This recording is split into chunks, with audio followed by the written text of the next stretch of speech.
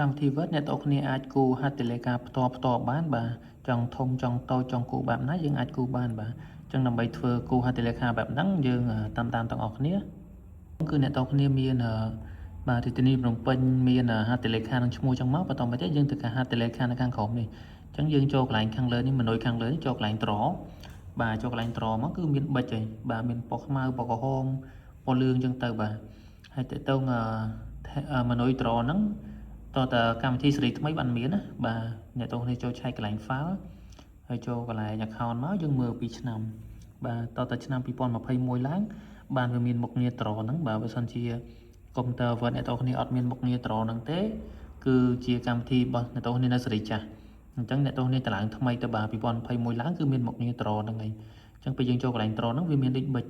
បាទមានពណ៌ខ្មៅពណ៌ផ្សេងដើម្បីយើងគូរណាអញ្ចឹងខ្ញុំយកពណ៌ខ្មៅមួយមកបាទយកពណ៌ខ្មៅមួយហើយយើងគូរវាទៅបាទទៅតាមហត្ថលេខាបើយើងចុចមកឆ្វេងជាប់មកហ្នឹងហើយយើងគូរហត្ថលេខាបែបណាមួយទៅយើងយកមកចុចកន្លែងសញ្ញាព្រួយបាទអ្នកនរគ្នាចង់មូវាបាទចង់មូរំកិលវាទៅឆ្វេងទៅស្ដាំបានណាបាទចង់ព្រៀបរួមធំតូចក៏បានដែរខ្ញុំចង់ធំចង់តូចយើងព្រៀបរួមតាមជាក់ស្ដែងហើយ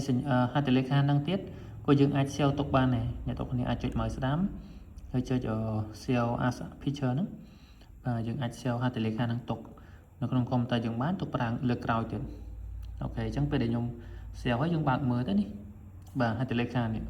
យើងបាន save ទុកអញ្ចឹងយើងអាច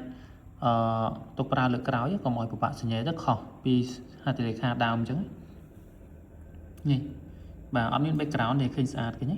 យើងហត្ថលេខាបែបណាវាចេញគំរូបែបហ្នឹងវាអត់មានពណ៌ផ្ទៃទេអញ្ចឹងឧទាហរណ៍ថាយើងឆ្លាញ់ហត្ថលេខាបែបហ្នឹងលើកក្រោយអត់ចង់ហត្ថលេខាទៀតកុំឲ្យខុសគ្នាអញ្ចឹងណាអញ្ចឹងយើងអាចទាញមកបាទក៏ចូល insert ហើយចូល picture មកហ្នឹងហើយចូលកន្លែងរូបភាពមកហើយយើងទៅយកហត្ថលេខាហ្នឹងមកវិញមកបាទនេះយើងទាញមកវិញអញ្ចឹងអ្នកនរគ្នាអាចព្រៀបរួមវាបានព្រៀបរួមធំតូចបានអាហ្នឹងយើងទុកប្រើបានរហូតហើយអត់មាន background ទេបាទហ្នឹងគឺរបៀបដែលយើងគូរហត្ថលេខាហើយយើង save ទុកប្រើលើកក្រោយទៀតបាទសូមអរគុណ